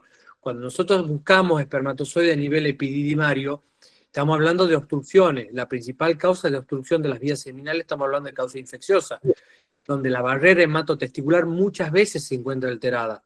Entonces tenemos mayor riesgo de fragmentación utilizando espermatozoides a nivel epididimario. Así que creo que tanto desde el punto de vista de fragmentación como desde el punto de vista de recuperación espermática es mejor hacerlo por microtese. Ni hablar cuando el paciente es un poco exigente en cuanto a querer saber, para ponerle la frutillita a la torta, de decir, quiero saber mi anatomía patológica en el caso de que la zoospermia, digamos que la microtese sea negativa. Entonces nos permite sacar tejido testicular y poder darle ese cierre de un síndrome Sertoli-Solo, de una detención primaria de espermatogénesis y lo que sea. Entonces, por ese lado, creo que yo siempre me oriento más a la micro. Y por último, en mi poca experiencia en la punción epididimaria, las epididimitis que hacen muchas veces por hematoma, que hacemos a ciega, son bastante molestos para el testículo, y una buena microtese nos evita esos dolores crónicos testiculares. Doctora. Bueno, yo lo que concluiría es la parte práctica. O sea, así como dice el doctor Alejo, también es, bueno, abordar con el paciente lo que más pueda y cuando yo conozco para orientarlo sobre el diagnóstico, pero yo creo que en realidad, aunque tratemos de buscar el diagnóstico y todo el dinero que se va a gastar durante el proceso de buscar el diagnóstico, bueno, tenemos el diagnóstico y ¿qué? O sea, no hemos cumplido el deseo del paciente. Porque si viene por lo menos de nosotros el paciente azospérmico es porque se quiere embarazar. Y si yo, bueno, ya, o sea, mira, resulta que si tienes una fibrosis quística, gastaste ni sé cuántos miles de dólares, y pues sí, es lo que yo sospechaba, pero todavía no he cumplido su deseo, ¿no? Y en ese aspecto, pues de pronto saltarnos la parte del diagnóstico minucioso para saber, bueno, tal vez puede ser esto, pero sabes que tal vez tienes una microdeleción, pero quiero saber si es C, si es A, si es B, si ya sabemos que la C es la que más posiblemente puede ayudar a que se embarace el paciente. Y en este aspecto también abordar en la consulta y ser bastante claros con las opciones de embarazo. O sea, por lo menos en el aspecto conmigo, Andrés, y también el doctor William, de que sí es importante ser muy claros, porque mucha gente viene con nosotros y es como, bueno, o sea, ya tengo una biopsia testicular que dice que no hay espermas, que producen espermas prácticamente, y luego la gente, es que yo tengo fe de que soy fértil y que me va a operar y va a sacar al menos un esperma. Entonces es irreal, ¿no? O sea, si yo meto a un paciente en quirófano, mínimo voy a necesitar por lo menos 20 espermatozoides móviles y útiles para tener un embrión. O sea, y hay veces que uno se mete y tiene nada, y luego ya capturé los ovocitos, tengo al paciente en quirófano, no tengo nada, y pues me digo que, pues sabe que no encontramos nada, ya confirmamos los ovocitos. No. O sea, como dice el doctor Alejo, que estoy completamente de acuerdo, seguramente el doctor Jorge también pensará de manera similar a nosotros, es la parte práctica. Yo, en general, a los pacientes que he tenido azospérmicos sí les digo, bueno, podemos investigar tu enfermedad, que es una parte de quieres saber, y lo podemos llegar a saber con cariotipo y microarrays y tanta cosa. Y la otra es, tenemos dos opciones. ¿Quieres gametos propios? Lo podemos intentar, pero podemos entrar con una muestra seminal de garantías, que en caso del paciente nunca congeló una muestra porque se enteró del diagnóstico apenas. Y si hablamos en el caso de cáncer, como decía el doctor William, tenemos una muestra seminal congelada, pues tampoco es como que, wow, tenemos la muestra seminal y vamos a resolverle la vida, porque en ocasiones al descongelar la muestra, pues no es tan útil como lo que esperábamos, no tenemos nada de espermas y que podemos ofrecer. Tendríamos que entrar con un semen de donador alterno, una opción de tratamiento y ocuparles en ese momento para la fertilización. Eso. Bien, para culminar, bueno, en este caso ya dentro de lo que es los disertantes del grupo, coincido con todo lo que es la descripción sobre cualquiera de estas situaciones que lleven a considerar que un paciente, en este caso con azospermia, tenga que ser investigado hasta el fondo en el sentido de lo que es un diagnóstico, que tenga lo que es una apreciación documental, pero no práctica. Entonces, eso lleva a que justamente con todo lo que se ha dicho, se parta de lo que es el componente semiológico del análisis del paciente con lo que es el abordaje de los estudios necesarios correspondientes para terminar en una situación técnica con una microtesa que directamente va a tener lo que es la posibilidad de lograr lo que el paciente quiere. Entonces, dentro de la practicidad, yo creo que vamos teniendo en el tiempo lo que es un accionar que va haciendo que dejemos de lado ciertos aspectos de investigación que no van a tener lo que es el componente de resultados que uno espera a expensas justamente de tomar decisiones que al final son las mismas. En el sentido, pues creo que es algo práctico y creo que hay que seguir en esa línea. Doctor William. Gracias. Sí, está muy bien. Yo coincido totalmente con lo que acaba de expresar. pero pienso que sí hay aspectos que deben tenerse en cuenta. Por ejemplo, un diagnóstico de fibrosis quística es importantísimo. Por ejemplo, que los donantes tienen que ser testados para fibrosis quística.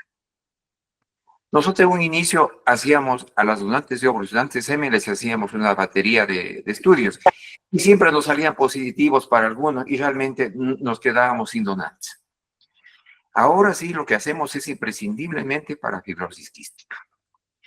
Entonces, yo pienso que esa es una parte muy importante, ¿no? Y si podemos estudiar las microdeleciones, si fuera el caso, también sí puede pagarse a los pacientes, ¿no? No hacemos esto en el país, está empezando a hacerse en el Ecuador. Y tenemos que mandar estas pruebas fuera. Y bueno, lo vamos a seguir haciendo, pero también pienso que esa es una parte importante, porque en el trabajo que nosotros realizamos, en unos 2 meses le resolvemos y el tratamiento de reproducción. Esto nos alarga un mes más a 3 meses, pero tratamos de hacer lo posible si la paciente para que se pague este examen. Aquí tenemos que partir, pienso, de algún aspecto que nosotros los médicos, obviamente por nuestra profesión, siempre ponemos nuestro corazón por delante para el manejo de las pacientes, pero yo pienso que a veces sí tenemos que ser un poquito exigentes también en algunas pruebas que realizarse. Porque lo menos uno realizó todas las pruebas y tiene un recién nacido con fibrosis quística. Imagínense lo que es eso, daños respiratorios, daño pancreático, heces malolientes, esteatosis grasa. Entonces, eso es que no nos sucede a nadie. Y como decía la doctora, si ha pasado, esto sucede. Entonces, pienso que en esto pedir un poquito, sí debemos hacerlo y naturalmente, si nuestros pacientes si vienen por tener un hijo, tener un hijo cuesta, todo el embarazo. Entonces también yo pienso que en esa parte sí tenemos que tener un poquito de énfasis. Si tiene problemas, es una zoospermia, debemos tratar de estudiarlo lo máximo que se pueda. Y ya sabemos que en la parte, ya sabemos lo que tenemos que hacer. La resolución para el diagnóstico, para zoospermia obstructiva o no obstructiva, microtesis, biopsia. Eso se ha manejado así desde hace muchos años. Pero ¿qué nos han ayudado? Son la cantidad de estudios genéticos que han avanzado. Entonces, mucho. Entonces pienso que es muy importante lo que se ha mencionado aquí y realmente los criterios de ustedes han sido muy aleccionadores. Yo he aprendido mucho en esta reunión. Y bueno, pues, esa es la práctica y de lo que pasamos en el día a día. Muchas gracias. Gracias, doctor William. No sé si del VAL me pueden ayudar a saber si hay preguntas del público.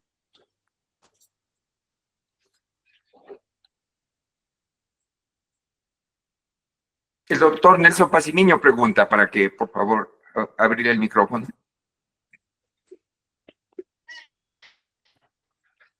Doctor Nelson, le escuchamos. Muchas gracias.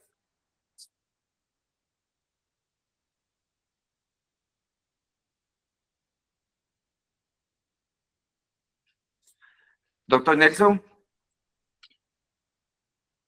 Creo que no puede abrir el micrófono, me parece. Doctor Nelson, sí, ajá. Doctor Nelson, ¿puede abrir su micrófono, por favor?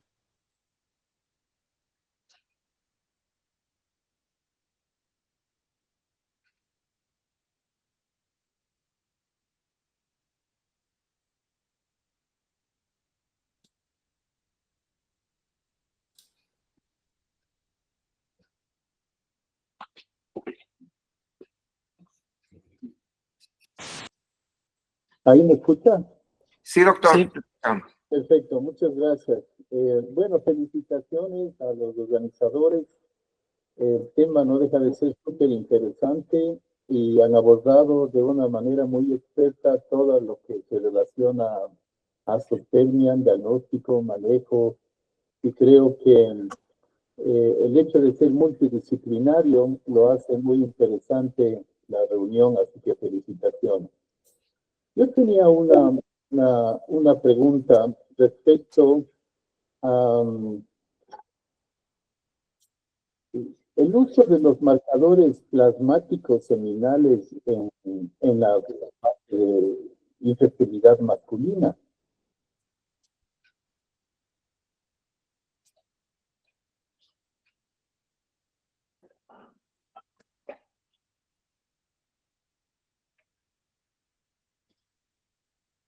Sí, ¿aló?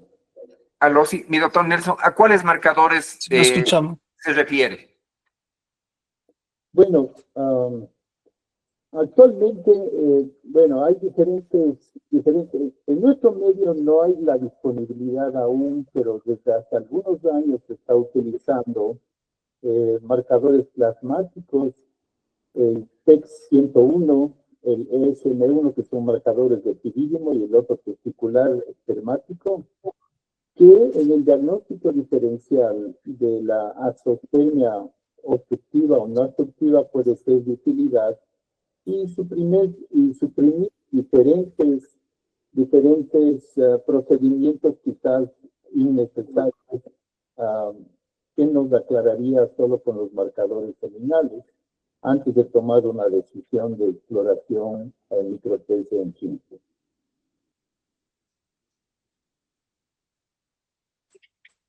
No sé si en Argentina están utilizando, o en México, o en España, estaban utilizando marcadores terminales de azostemia.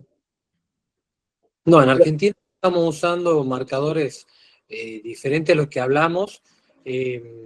La verdad que no hay acceso todavía a esos tipos de marcadores. Si bien me imagino que todavía están en fase de estudio, no creo que estén aplicados, porque si no en muchos centros ya estarían trabajando. Igualmente creo que independiente de los marcadores, volvemos a las conclusiones que planteábamos recién. En la practicidad no creo que nos cambie mucho el pronóstico y el algoritmo de tratamiento. Independientemente si el marcador que me marque que es secretor o obstructivo, creo que a la larga va a terminar siendo igual en un tratamiento de recuperación espermática. Pero está interesante el marcador, sería bueno trabajarlo. Sí, bueno, yo creo que lo están explicando. Se disponen kits para hacer, ya algunos laboratorios lo tienen. En Estados Unidos lo están utilizando bastante frecuente ahora en el diagnóstico diferencial, porque si bien es cierto el semen es tan rico en proteínas y ahora se está explotando la investigación para en la infertilidad masculina principalmente tratar de determinar. Principalmente están utilizando tres cosas importantes: la FSH, el TEC1, que es un marcador espermático, y el ECM1, que es un marcador de pirídimo. Entonces, si tenemos una FSH normal, un TEC101 en límites altos y un ECM1 normal, entonces ese paciente tiene el 100%, porque da una sensibilidad del 90% y una especificidad del 100%. Entonces podríamos decir que ese paciente tiene espermatozoides de muy buena calidad. Y que la FSH está alta y el TEX-101 está en un límite más bajo y el SM1 está bajo, las probabilidades de encontrar espermatozoides son bajas también. Y cuando la FSH está alta, el TEX-101 está muy bajo y el SM1 está muy bajo, definitivamente no van a haber espermatozoides. Entonces, estos parámetros que están investigando ahora quienes se dedican a la biología molecular, a la microquímica del líquido seminal, hay más de 2.300 proteínas que están estudiando, pero yo creo que es un buen futuro en la investigación y el diagnóstico de infertilidad masculina.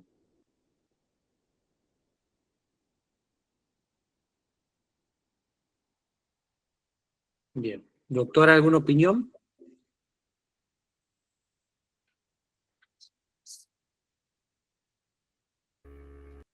A mí se me hizo muy difícil escuchar el audio. Entendí un poco sobre marcadores, pero se me hace muy difícil escuchar. Sin embargo, estoy de acuerdo con lo que dijo el doctor Alejo. Hay un sinnúmero de pruebas que se pueden hacer para de pronto tener un poco más de abordaje en cuanto a la factibilidad de que la espermatogénesis sea efectiva. yo no había escuchado sobre estos marcadores que logré escuchar un poco con el audio, que no sé si tal vez sea por la señal que lo escucho muy, muy difícil. Pero hay algún test de estimulación que nosotros también podemos utilizar para eventualmente ver si es que hay una respuesta del tejido testicular para la producción de espermatozoides. Sin embargo, pues en la práctica es difícil conseguirlo.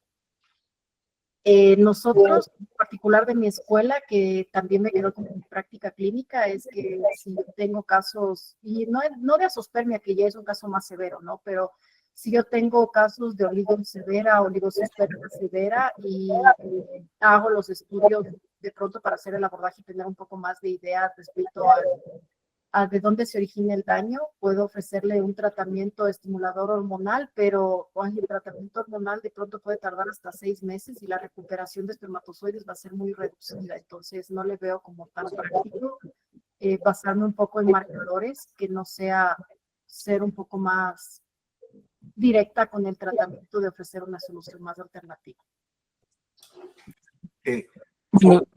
Un aspecto. Sí, gracias, doctor Nelson. Siempre es una persona muy estudiosa y nos sirve muchísimo estos aportes, que existan cosas nuevas.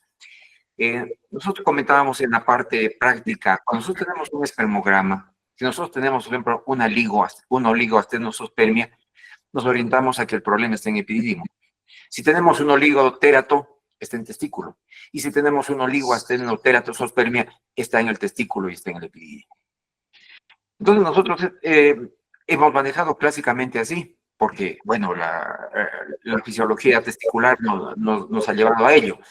Entonces nos hemos enfocado con las herramientas que tenemos desde ese punto, ¿no? Y desde aquí el diagnóstico, en base a ya lo que se mencionó anteriormente, desde el pH, que es la presencia de fructosa, etcétera, que también nos coadyuvan para el manejo de este tipo de pacientes.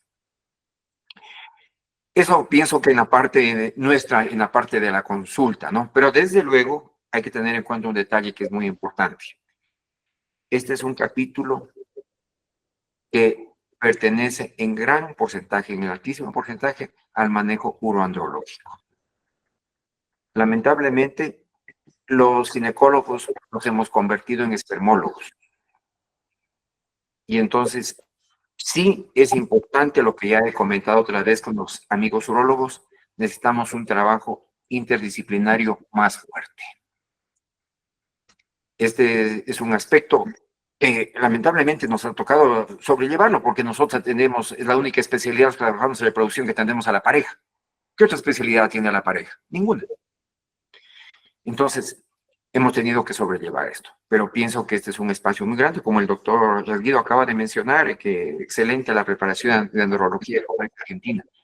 Entonces, eso es una parte que tenemos que, justamente en estas reuniones, motivarla e incentivarla para que haga la preparación y tengamos andrólogos en nuestro medio. Gracias. Los que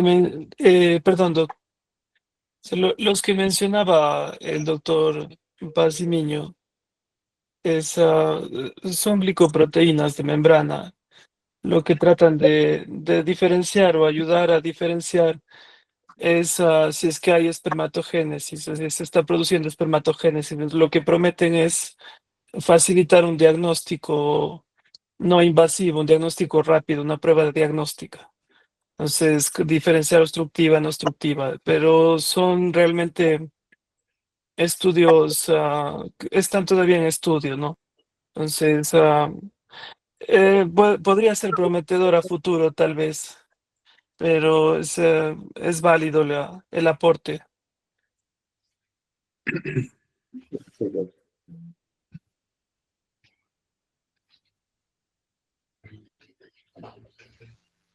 No sé si tal vez hay más preguntas.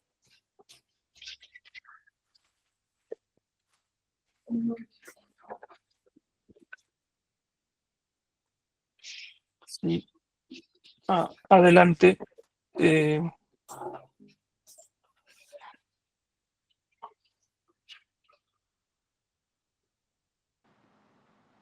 Sí. Buenas noches. Escuchamos. Sí, yo quisiera recalcar en que el test de portadores es muy importante. porque vivimos en una sociedad latinoamericana muy mixelada, con un mix de genes múltiples. Entonces, aquí en Ecuador existen la afroesmeraldeño.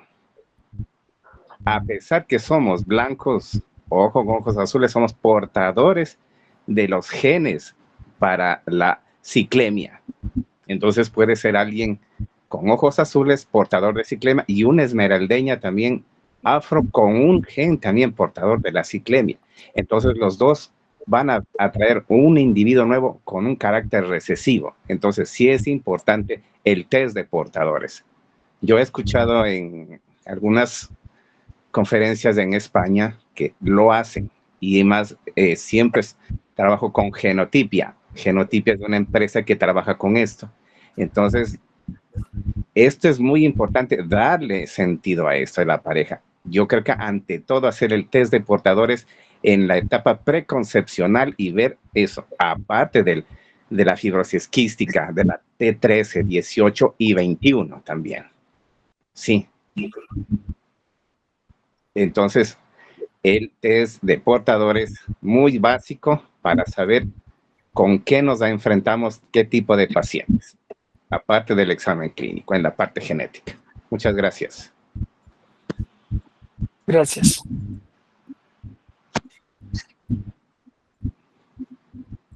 Comentarios, doctores, para responder. Es igual sobre la donación de gametos, ¿no? El test de portadores. No sé si el doctor William estará de acuerdo conmigo. Creo que las barreras importantes en el test de portadores sigue siendo económica, ¿no? También, además de logística. Sí, Sí, hay un aspecto. Los test de portadores que usamos están diseñados, como acaba de mencionar el doctor Risueño, pero para poblaciones, para otro tipo de enfermedades. Y las mutaciones igual son para otras poblaciones. Nos falta ello, nos faltará a nosotros hacerlo en nuestro medio. Por ejemplo, nosotros tenemos una situación aquí que es muy importante. Tenemos poblaciones morenitas que tienen un patrón común, un origen común, y entonces tenemos enfermedades de la hemoglobina.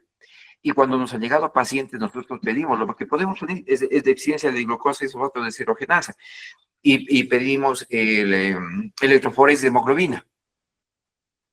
Y bueno, y si vamos más al estudio genético, y nos salen con mutaciones patogénicas para talasemia.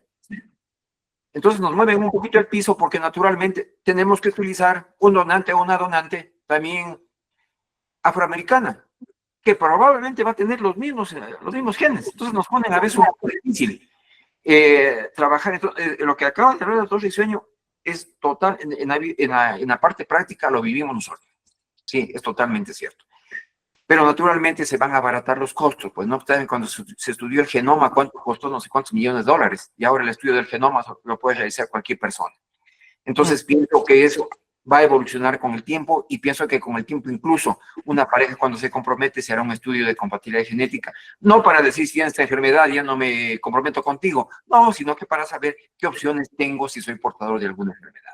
Pienso que ese es el futuro y hacia allá vamos. Muchas gracias. gracias, ¿no?